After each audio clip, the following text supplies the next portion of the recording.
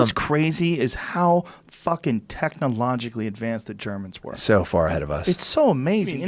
German engineering in the 80s was fucking phenomenal. I mean, if you drove a German car from the 1980s and an American car from the 80s, it's like there's no comparison. You know, I have a 1991 Porsche, and it's a fucking piece of engineering, man. It's a marvel of engineering. I mean, it's not fast like a modern car, but when you compare like the build quality and how they constructed it and how it's put together in comparison to you know, a fucking Dodge Daytona from 1990. That's a hunk of shit. Nobody wants one of those today. Well, unless you're going to build a VBID, then you want it. Oh, you know, I get that's the it. only time if you could blow it up. So when you're over there in Argentina and you're meeting with these people and you know that they're the descendants of Nazis, and they bring out this grandfather's chest of things and war medals and all this jazz, like, what is this feeling like? Do you feel like these people got away with something? I mean, they kind of did, but these aren't the people that did it.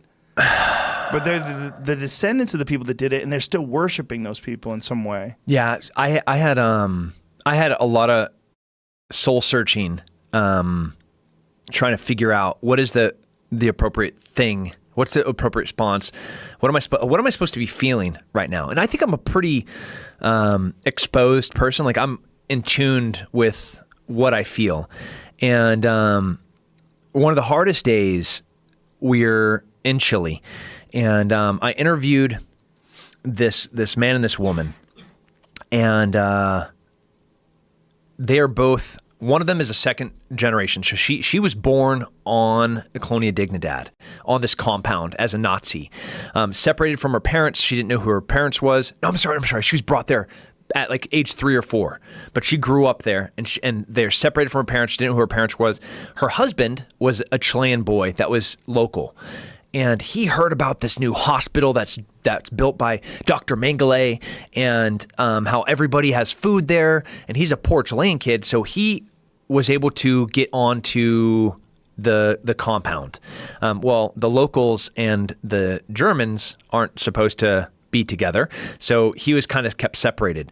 Well, because he was local, they started testing him, and it got really violent and disgusting by the time he is a teenager. He's being thrown out of windows, having his bones broken, being nursed back to health, being set on fire, being nursed back to health for like 10, 15 years.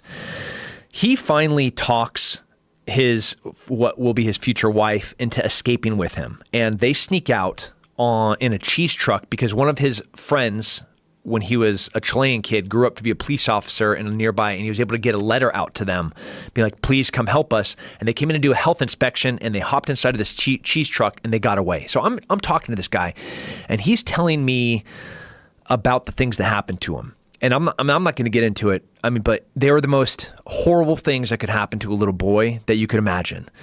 You know, beyond rape, beyond being burnt alive, beyond being broken. I mean, for years and years and years.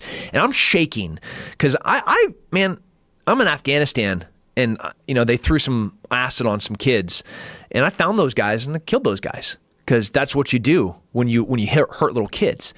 Well, it's the worst aspects of human beings is this desire to hurt people that are weaker than you and torture them, and this, just coming into contact with that, and then some guy who has this most beautiful response to it. Yeah. You know, love saved me. I just want to die. Oh, fuck, man. You're a better human than I. So I never knew how to respond to these things. I wanted to, every time I'd see a new SS medal, or I'd see, you know, like the cross that they won for valor, like crazy, the equivalent of Medal of Honors these guys have in their parlors. I'm like,